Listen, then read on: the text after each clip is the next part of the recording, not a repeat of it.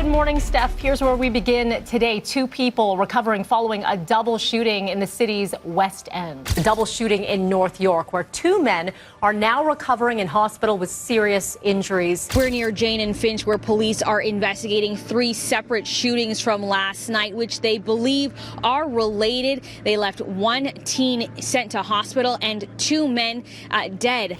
Welcome, folks. Today we're diving deep into the heart of Canada's toughest neighborhoods, places where even American gangs think twice before stepping foot. You heard it right. We're exploring Canadian hoods that give American gangs a run for their money. But what makes these hoods so special? Well, let me break it down for you. Forget what you've seen in movies or heard in rumors. We're taking you straight to the streets where the real stories unfold. So let's dive in. Jane and Finch. We're near Jane and Finch, where police are investigating 3 separate shootings from last night, which they believe are related. They left 1 teen sent to hospital and 2 men dead. Jane and Finch is one of the most notorious areas in Toronto, with focus on the north side first. This is the area of the Driftwood Crips. Let's take a journey back to where it all began. The roots of the Driftwood Crips. This gang did not just pop out of thin air. Its origins are deeply tied to the Jamaican subculture. Now, back in the 1980s to the late 1990s, a wave of folks from the West Indies and the Caribbean sailed into Canada seeking a new home. Toronto, with its welcoming embrace, became a haven for many. They settled in places like Regent Park, creating vibrant communities. But as time passed, more housing options opened up, especially for low-income families.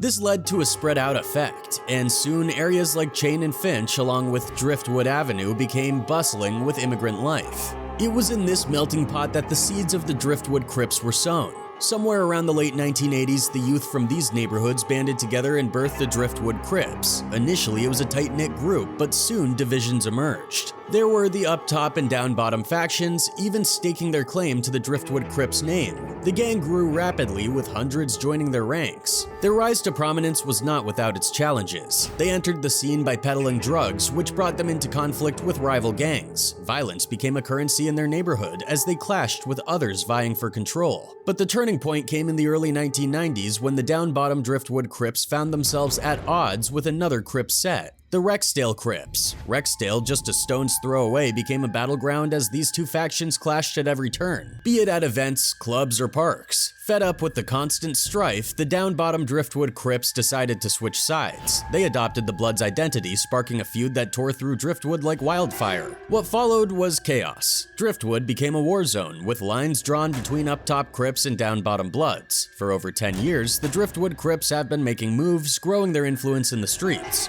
They're not just any crew anymore. They're sparking new beefs with other gangs like the Connection Bloods, Lane's Crew, Shock Fam Bloods, Jungle City Goons, and the 5 Point Generals. Their feud with the Rexdale Crips has been going on for a decade, turning the community into a melting pot of Caribbeans and people from all sorts of backgrounds. But with power comes attention. And the police started to take notice of the rising crime in the area back in the mid-2000s. An investigation kicked off, lasting 11 months. Then tragedy struck. Jordan Manners, a 15-year-old boy, was shot and unalived inside C.W. Jeffries High School in May of 2007. This brought the issue of youth violence, especially linked to the Driftwood Crips, into sharp focus. In response, the police decided it was time to crack down. In June 2007, just a month after Jordan Manners' death, they launched Project Cryptic. Over 700 law enforcement officers coordinated raids and search warrants on over 130 locations connected to the gang. The primary focus was Driftwood, but they also hit other spots tied to the crew. The results were staggering. 95 alleged members were arrested, including 69 men, 21 women, and 5 young offenders. The charges piled up, over 700 in total. The police seized drugs worth more than $1 million, 35 guns, and $220,000 in cash. Among those arrested was Nicole Small, Jordan Manners' older sister. But perhaps the most significant catch was the 3 generals, Michael, Peter, and Nadell Johnson. Michael, the oldest, was a big-time coke supplier in Driftwood. Despite being seen as a top dog in the Crips, he didn't even live in the area, preferring the shadows until his arrest. Nadell, the youngest brother, was trying to broker peace with the Jamestown Crips, but whether he succeeded remains unclear. What's truly mind-boggling is that 6 of those arrested worked at Toronto Pearson International Airport. They were allegedly involved in smuggling drugs into the country, showing the deep connections the gang had. The police didn't hold back with charges, aiming for hefty sentences to dismantle the gang. With the top brass and many foot soldiers behind bars, they felt like they'd made a significant dent, at least for the time being. Fast forward to the early 2010s, a new era dawned for the Driftwood Crips. Despite police crackdowns in 2007, this gang was thriving. With the rise of platforms like YouTube, a wave of rappers emerged from the neighborhood, including big names like Driftwinner, Presa, Burner Bands, Houdini, Tall Up Twins, and robbing banks. These artists, along with others, represented the streets and the gang life. However, with this newfound exposure came new tensions. Rappers from rival gangs also emerged, leading to increased conflicts. The music became a battleground where gangs threatened each other, dissing rivals and escalating tensions. A single wrong word could spark violence. Even as some members were released from jail after the 2007 raid, the gang continued to operate. Drug enterprises flourished and conflicts with rival gangs persisted. The up-top Crips remained divided into smaller groups, each with its own identity and alliances. The new generation of Driftwood Crips proved to be just as violent as their predecessors. Shootings and homicides were commonplace, with incidents like the broad daylight M of a popular Regent Park rapper, Small Dog, shocking the city. The Driftwood Crips did not confine their activities to Toronto alone. They had a national presence, moving drugs in cities like Vancouver and Surrey. 3 16-year-old boys from Driftwood were caught in Kelowna, British Columbia with drugs, loaded guns, and a large sum of cash. They had ties with other gangs in BC, collaborating to move drugs across the country. This expansion and collaboration showcased the gang's ambition and ruthlessness. They were not content with local dominance. They sought to spread their influence far and wide, even partnering with rival gangs when it suited their interests. The truth is, crime in this area of Toronto has been a problem for a long time. It goes up, it goes down, but it never goes away. Calgary in Alberta. We begin with breaking news tonight.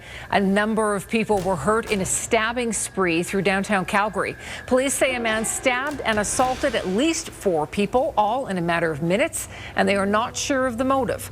Calgary isn't all sunshine and rainbows when it comes to gangs. Let's break it down. First off, forget about those big national gangs you hear about on TV. We're talking local here, exclusive to Calgary. Between 2002 and 2009, Calgary was a hotspot for gang showdowns. Nick and Timothy Chan, along with their uncle, were big names. They started dealing drugs, hooked up with this dude named Jason Eastgard, and formed some crews: the Devil Boys, Young Dragons, and Tran Clan. But like any good drama, there was a falling out. The Devil Boys and Young Dragons teamed up, becoming the Fresh Off the Boat gang. The Tran Clan joined forces with a guy named Billy Lai, forming the Fresh Off the Boat Kayers, or FK gang. Cue the showdown. The first major clash happened in 2002 outside a karaoke bar. A member of the FK gang stabbed and offed a guy named Adam, who had no gang affiliation but was friends with some FOB members. The reason? Supposedly it was over an ex-girlfriend. Things only got worse from there. Retaliation shootings, drive-bys, you name it. Calgary cops had their hands full. These gangs didn't play by the rules. No colors, no tattoos, just chaos. In December of the same year, a drive-by shooting wounded a FOB associate named Jason Yoon. He was with Nick and Timothy Chan at the time, and the attack set off a series of retaliatory shootings. Just days later, 2 FK members were shot dead in revenge. The violence spiraled out of control, leading to a crackdown by law enforcement called Operation Synergy. But even that couldn't put an end to the bloodshed. The violence spilled into prisons. They had to keep these guys separated to stop the bloodshed. Fresh Off the Boat even buddied up with other gangs like Red Alert and Alberta Warriors.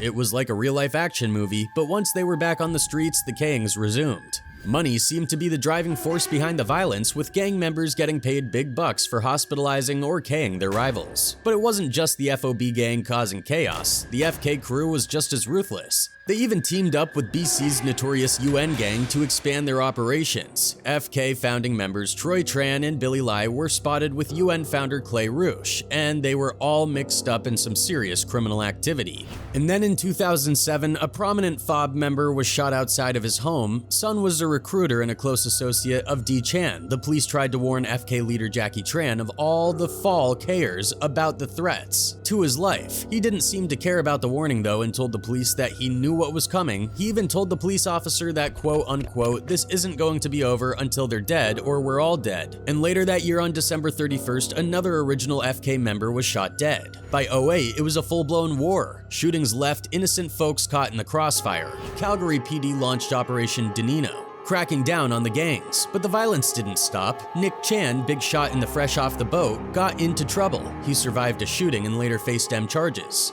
Timothy Chan, Nick's brother, went off the grid. Calgary cops were scratching their heads trying to find him. The drama kept unfolding. In 2022, another fresh-off-the-boat member got taken out. And then Billy Lai faced charges for plotting to unalive the Bacon brothers during a turf war in Vancouver. But his trial got delayed and eventually dropped due to lack of evidence. Troy Tran faced similar charges but got off the hook too. Despite the setbacks, both gangs were still wreaking havoc on the streets. Calgary, like any big city, has its fair share of problems, but when it comes to crime, the family takes the cake. In the gritty underbelly of Calgary, a tale of crime, violence, and one man's alleged reign over a notorious drug empire unfolds. Lawrence Arabor, the supposed mastermind behind a 500-strong criminal syndicate, stands accused of orchestrating a web of drug movement and terror that crippled a vulnerable community in fear. The story starts with whispers on the streets, murmurs of a shadowy organization known only as the Family. Rumor has it they held sway over the downtown core, peddling drugs and doling out violence with impunity. But it wasn't until recently that the truth began to emerge from the shadows.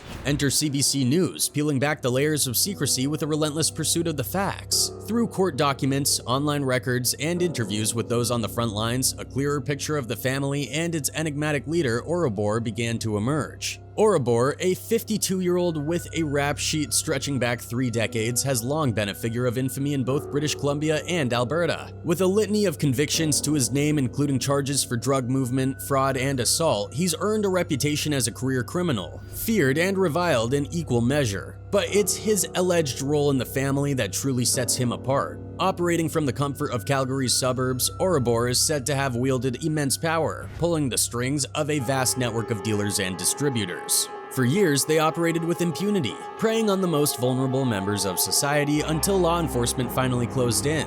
Operation Bloodline, a 6-month investigation launched by Calgary police, would prove to be the catalyst for Orobor's downfall. With painstaking precision, officers worked to dismantle the family's operation, targeting not just the foot soldiers but the kingpin himself. Calgary police executed a search warrant at a residence in the 2800 block of 16th Avenue SE, where Orobor was found in the company of another person whom he had conditions not to be in the presence of, and at the time of his arrest had $3,690 cash with him. The intercepted calls revealed Orobor's subordinates referred to him as Dad. Orobor has a criminal history dating back more than 30 years, in both British Columbia and Alberta. The intercepted calls revealed Orobor's exploitation of the drug dependence and indebtedness of his runners, and his use of violence to keep them obedient and loyal. Police say investigators now believe Orobor and an accomplice were financially benefiting from the movement of women for the purposes of work. At least 2 women were moved, and at least one alleges they were assaulted if they did not comply with the demands of the leader and his associate, police said. The victims received very little of the money that was generated and were made vulnerable to the demands of the leaders because of their addictions. This group targeted women who were vulnerable to manipulation and control because of their addictions, said Staff Sergeant Jody Gash in a release. They preyed on at least 2 women that we currently know about, though we know they had a vast network in Calgary. The arrest of Orobor marked a turning point for the downtown core, as police reported a notable decrease in violent incidents following his apprehension. It was a victory for law enforcement, but the scars left by the family's reign of terror run deep. For those who witnessed the chaos firsthand, the impact of the family's demise cannot be overstated. Elise, a staff member at the Calgary Drop-In Center, recalls the fear and desperation that once gripped the streets. But now, with Orobor behind bars, there's a palpable sense of relief. A newfound hope for a community on the mend. Orobor is now charged with the additional offenses of 2 counts of material benefit from illegal movements, 1 count each of illegal movement in persons, material benefit from services, assault, proceeds of crime, and breach of a release order. Now you might be thinking, why should I care about some gang in Calgary? Well, here's the thing. What happens in Calgary does not stay in Calgary. The ripple effects of the family's downfall will be felt far and wide, sending shockwaves through the criminal underworld and beyond. So as the dust settles and the smoke clears, one thing's for sure, Calgary will never be the same again. The family may be down for now, but who knows what's lurking around the corner? Only time will tell. But one thing's for certain, the streets of Calgary will never be safe as long as the specter of organized crime looms large.